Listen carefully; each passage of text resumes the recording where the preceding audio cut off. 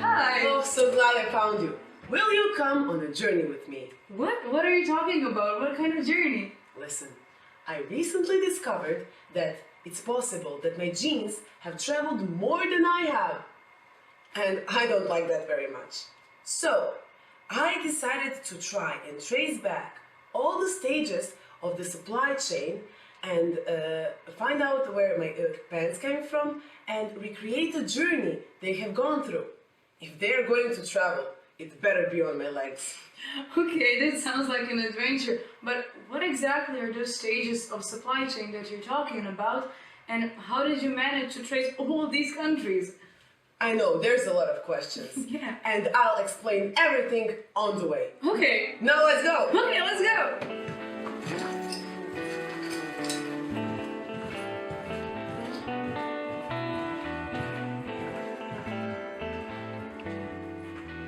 Classic supply chain in producing one single item of clothing involves a lot of stages. From supplying raw material, processing them into fabrics, creating a product, sending it to the fashion store, and ultimately to the customers. Even then, the journey is not over if we take into account post-customer travel to landfill, collection center, or elsewhere.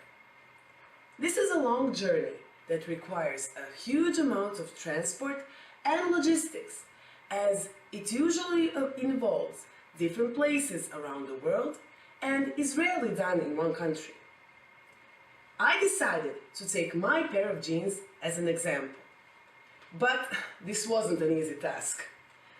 Due to lack of transparency about the origin of my trousers, it was almost impossible to trace back and find out where exactly they came from, where are the materials from, and where did all the stages start off. So I decided to make a hypothetical journey based on statistics. Oh boy, statistics, my favorite. Oh, I know, that's why I invited you. I'm being sarcastic. Let's go. Now let's go.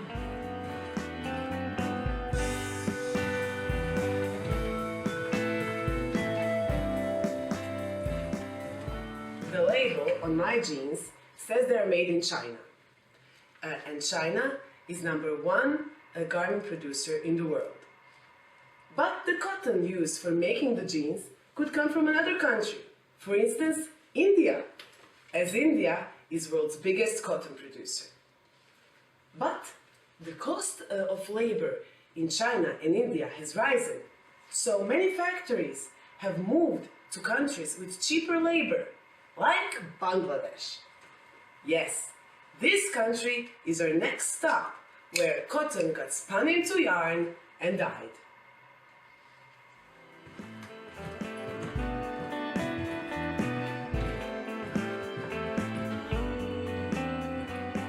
And what about the zipper and the button? Interesting question. Well, the country that makes the most zippers is Japan, while most buttons are made in China. Zippers and buttons are made of brass, which is made from zinc and copper. Zinc might have come from Australia, while copper was probably imported from Chile. Furthermore, some parts of jeans could be traced even from Russia or Saudi Arabia if there was any polyester used, since polyester is made from oil.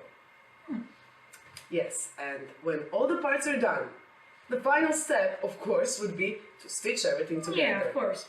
Yeah, well, then all the materials are sent to China, where the final product is made. Then it had to be sent from the manufacturer to the fashion store where you bought it from. Mm-hmm. And then when it reached your closet, it had already traveled far more than its label might suggest. Let's go. Okay, let's go.